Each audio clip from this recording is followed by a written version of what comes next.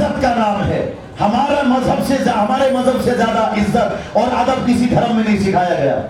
اور آج سب سے زیادہ بے ادبی ہم لوگوں میں پائی جا رہی ہے.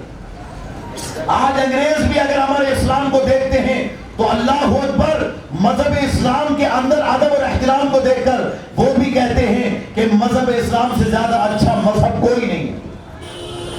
مگر ہم ہیں کہ ہم اپنے اسلام کو سمجھتے نہیں. ہم نے سوچا اور اس کا مطلب کیا؟ اب میں ساری باتیں کھل کے کہوں تو بھی لوگ ناراض ہو جاتے ہیں. اور اس کا مطلب صرف خوشیاں منانا نہیں ہوتا، اور اس کا مطلب ان کی زندگی سے سیکھنا ہوتا ہے، اور اس کا مطلب بزرگوں کی تعلیم پر عمل کرنا ہوتا ہے. اور اس کا مطلب یہ ہوتا ہے کہ آج سے پہلے اگر تم نے کسی کا دل دکھایا تھا تو آج کے بعد نہیں دکھاؤ گے. آج سے پہلے اگر تم جہیز کا لین دین کرتے تھے آج کے بعد نہیں کرو گے. آج سے پہلے اگر تم غریب سمجھ کے کسی کو سلام نہیں کرتے تھے تو اب تم اسے سلام کرنا شروع کر دو گے. کیا مطلب ہے ان کی زندگی کا؟ مقصد دیکھو بزرگوں کا. کبھی انہوں نے یہ نہیں دیکھا کہ میرے دروازے پہ امیر آیا کہ غریب آیا. جو بھی اچھی نیت لے کے گیا الحمدللہ اللہ والوں نے اسے برکت عطا فرمائی ہے، رحمت عطا فرمائی ہے، دونوں جہاں میں اسے عزت عطا فرمائی ہے. تو مقصد یہ ہوتا ہے کہ تم نمازی بنو، مقصد ہوتا ہے تم قرآن پڑھو، مقصد ہوتا ہے کہ تم علماء سے مسئلے پوچھو تاکہ تمہاری زندگی آسانی سے گزرے. یا تو اس بات پہ جھگڑا تیار ہے اگر کسی عورت کا شوہر مر جائے تو اس کو منحوس سمجھتے ہیں. بیوہ عورت سے شادی کرنے کو تیار نہیں. بیوہ عورت اگر 25 سال کی بھی ہے تو اب وہ بیوہ ہو گئی تو ختم زندگی اس کی. کیوں؟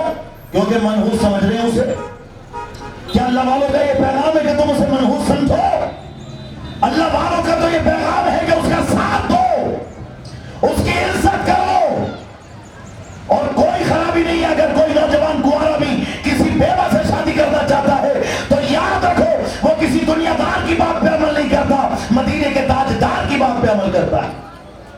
ہمارے نبی نے 25 سال کی عمر میں 40 سال کی حضرت خدیجہ الکبریٰ رضی اللہ تعالیٰ عنہا سے شادی کی. 2 شوہروں سے بیوہ تھی حضرت خدیجہ. عمر میں بھی جو ہے 40 سال کی تھی، ہمارے نبی 25 سال کے تھے، کنوارے تھے ہمارے نبی اس وقت میں. اور حضرت خدیجہ 2 شوہروں سے بیوہ تھی. پہلی شادی ہمارے نبی نے کی ان سے. کون سکھائے گا علم کی باتیں؟ آج تو اس بات پہ رشتے ٹوٹ جاتے ہیں کہ لڑکی کی عمر 4 مہینے بڑھی ہے. مسئلہ ہے ہمارے پاس حضرت لڑکی کی عمر 4 مہینے بڑھی ہے، یعنی آرس کی عمر 4 مہینے بڑھی ہے اور نوشو 4 مہینے چھوٹا ہے. تو کیا شادی ہو جائے گی؟ نہیں ہوگی شادی. سب بولو نہیں ہوگی شادی. کیا؟ ارے ہو جائے گی یار. 4 مہینے کیا 4 سال بھی بڑی ہوگی تب بھی ہو جائے گی. بیوہ ہوگی تب بھی ہو جائے گی. لیکن آج کتنے بڑے مسئلے ہیں، کون سمجھائے گا انہیں؟ آپ تو مست ہے، بس کھیل لیے کود لیے کھا لیا پی لیا بس بات ختم. کسی کی زندگی کے بارے میں کچھ سوچنا ہی نہیں ہے.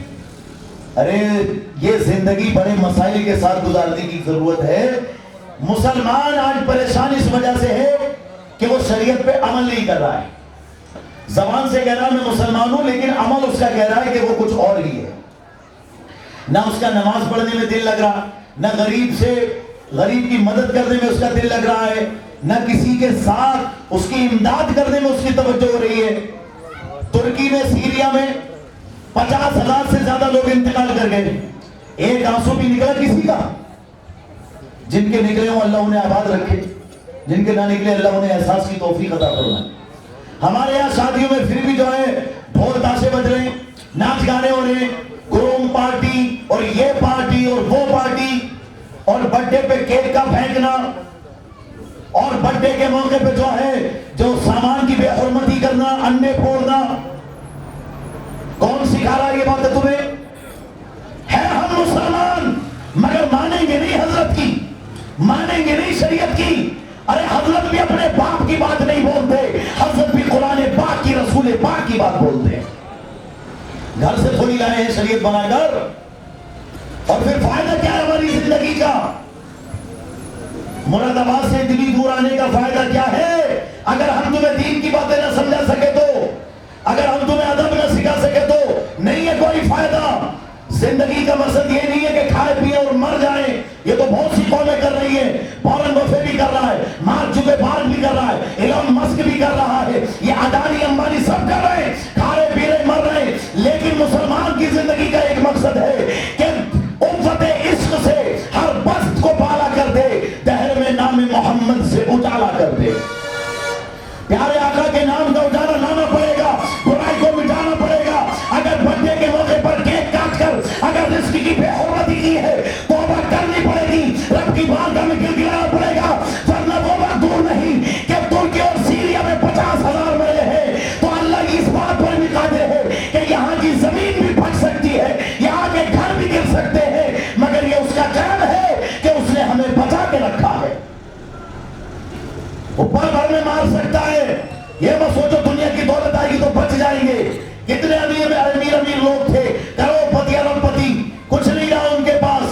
گھر سے بے گھر ہو گئے، کئی تو عمارتوں کے نیچے دب کے مر گئے، ختم ہو گئے، کیا لے گئے اپنے ساتھ؟ آپ بھی کیا لے کر جاؤ گے؟